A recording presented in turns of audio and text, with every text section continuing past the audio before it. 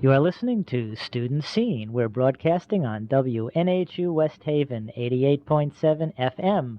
I'm your host, Joel Marks, and my guest today is Jack Davis, who is Professor Emeritus of English at the University of Connecticut at Storrs. And we are discussing one of Jack's favorite subjects, and mine too, I guess, because of Jack over the years. Marcel Proust's À la recherche du temps perdu, In Search of Lost Time, or Remembrance of Things Past, as it has been called.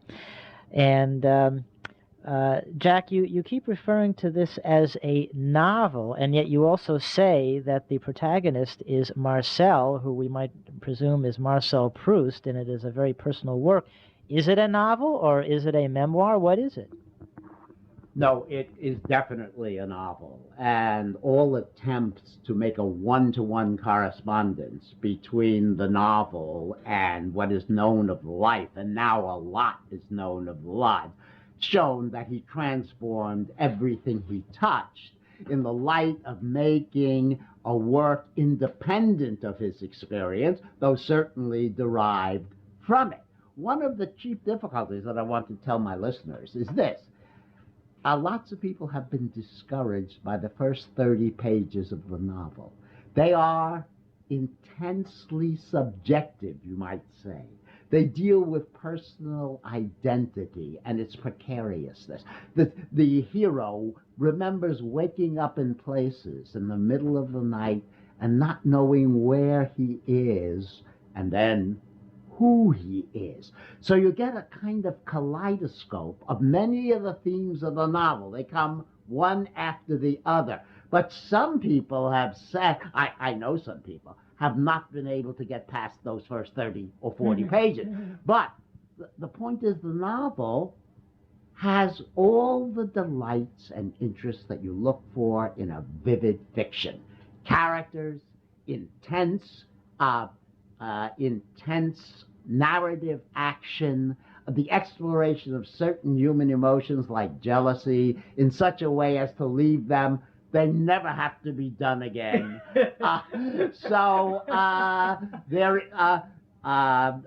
One has to just, if you can't take the first 30 pages, then just skip to the section called Combray. Wow. And now, I guess some of our readers might not even have a sense of when this took place or when Proust lived. How about just some straight facts like that, Jack? He was born in 71. His mother was pregnant while the German armies were besieging Paris in the Franco-Prussian War. So he grew up in the last third of the 19th century. His education, he went to a very fancy, we don't have the equivalent. It was like a prep school. Then, because he had no plans for life, he studied law. He always had money. His father was a very distinguished physician. He early showed signs of chronic and very serious asthma. And he early met members of the French aristocracy, where he was prized for his wit, the delicacy of his perceptions, and so forth. But as I said before, nobody thought he was going to be a great writer. He lived up. He died in 1922, I think the year was, and. Though he had already won a prize for the first volume of À la recherche, the final volumes didn't appear until after his death. And was he writing them up to his death? He was writing them as he died. His housekeeper has written a memoir about that, and he was in a bed covered with manuscripts that were being almost literally carried to the publisher. So he worked up to the very end. He only lived till around age 53, I guess, but he spent much of the last 10 or so years of his life writing. And And is there a definitive final edition that he himself was satisfied with? He never saw. He never saw. The first, the Gallimard, that's the press, the earliest novels, the earliest publications were full of errors, terrible errors. And so much of Proust scholarship has been concerned with producing, as they now have, an authoritative edition of his work. And what are your feelings about English translations? First of all, have you read it in the original French? I would assume so. And what do you think of the available English translations? I have read it in the original French, but I think the English translation by Scott Moncrief, now revised by Terence Martin and others, but Moncrief deserves the credit. I don't think any translator will ever find in English the equivalence that Moncrief found for Proust's very difficult style. Some find him a little over-upholstered, Moncrief, and that sometimes Proust's sentences are famous for their labyrinthine complexity and length. So any translator has a terrific problem. It seems to me that the reader who reads the Moncrief as revised is getting a good deal, most of Proust. And reverting again to this idea that it's a novel, but also in a sense a memoir, isn't it the case that Proust really did try to research every last detail of certain events in his life in order to produce this great work? Yes, sick. He was, one should say, also an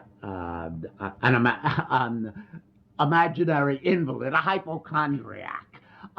He went out into relatively warm weather with a heavy overcoat. He visited, when he'd go to nightclubs, nightclubs, and ask the head waiter who was there on a certain time, who said this. He also had a string quartet brought to his own room where he was sick to play music that he wanted to play. Music plays a very important part in a remembrance of things past. The love song of one of the heroes, Swan. So he was fanatical about very small things. The design on a handkerchief. He did, I should say, he had a theory of memory in which he believed that the past was contained in concrete little things. You couldn't will memory, but the way a stone on a driveway felt on your foot might bring back the Cathedral of St. Mark's in Venice. The way tea tastes, and a Madeleine, to take the most famous example, could give one a feeling of self-transcendence, where you no longer felt limited by being just Marcel Proust, but one rose above that and the vicissitudes of life seemed nothing. These were precious, happy moments, as he called them, and they always resided in little concrete things that brought back the part for the whole, brought back the whole experience. Just a couple minutes left, Jack. What would you like to share with our listeners about the whole world of literature or your life as having been devoted to literature? Well, I want to say first that I hope people who have heard Joel and me talking will indeed read Proust. It takes some time, it takes some effort. But to answer the second question, I don't know. The arts generally are for me I don't know whether to call them an asylum or a church, or I don't know quite what metaphor would be right. But especially in old age, when one's life is more or less posthumous, if you consider what one has done as a young person, there is they seem to be, at least for me, they are my chief resource. And if I didn't have them, certainly my life would be a much attenuated thing. And I think this would probably be true for most people. The arts, they're not just for old age, but they certainly last and endure and acquire new significance as you grow older. Thank you so much, Jack Davis, for having been a great guest on Student Scene. I feel like I've taken a bite out of the Madeline myself just hearing you talk. It's been a transcendental experience, and the opinions and comments expressed on Student Scene are not necessarily those of the staff or management of the University of New Haven or of WNHU.